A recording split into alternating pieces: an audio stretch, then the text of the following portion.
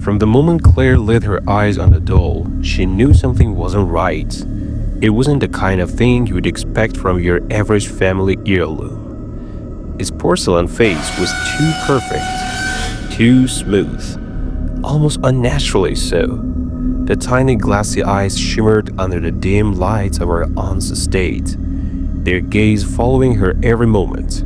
Claire had always found herself fascinated by the eerie, the unexplained. She had inherited her aunt's love for the supernatural. But this doll was different. Her aunt, renowned for her work in the occult, had passed on unexpectedly. And as Claire was cleaning through her estate, she came across an envelope with her name scrawled on it in her aunt's handwriting. Inside, it detailed Claire's inheritance, this doll, and a warning.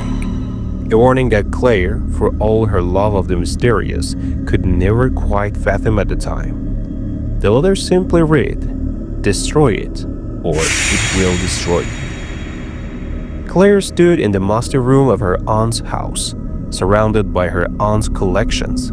Shelves were filled with oddities, skulls, rare books, crystals, and candles.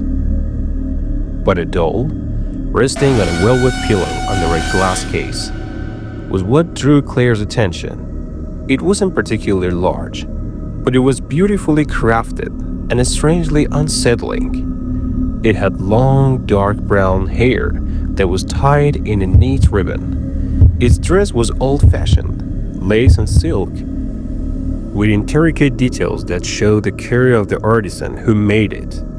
But what made Claire's skin crawl were its eyes, large and glassy, like the eyes of a creature that had been watching for centuries. The more Claire stared at the doll, the more she felt like it was watching her.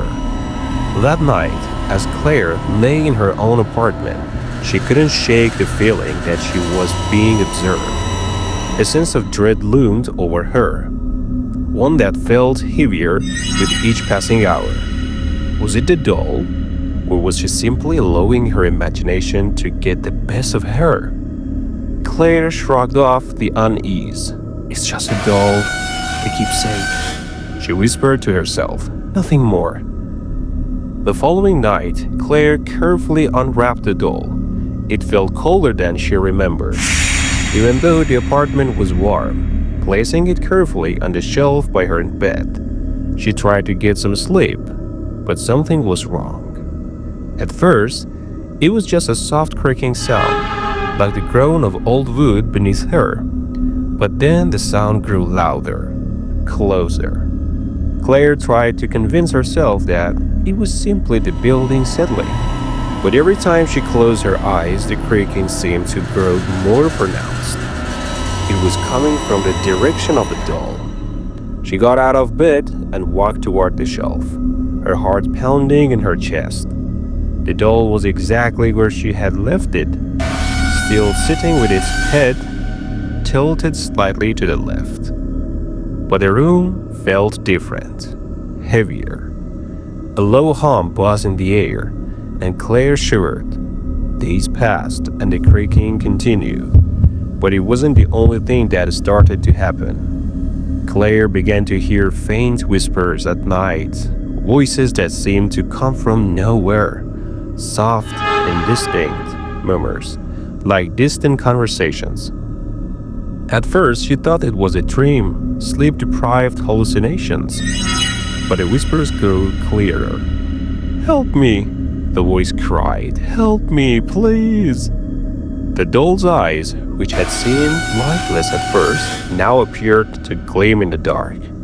She tried to ignore it, but her fear grew with every passing night. There was something unnatural about the way its eyes followed her, as if it were waiting for something or someone.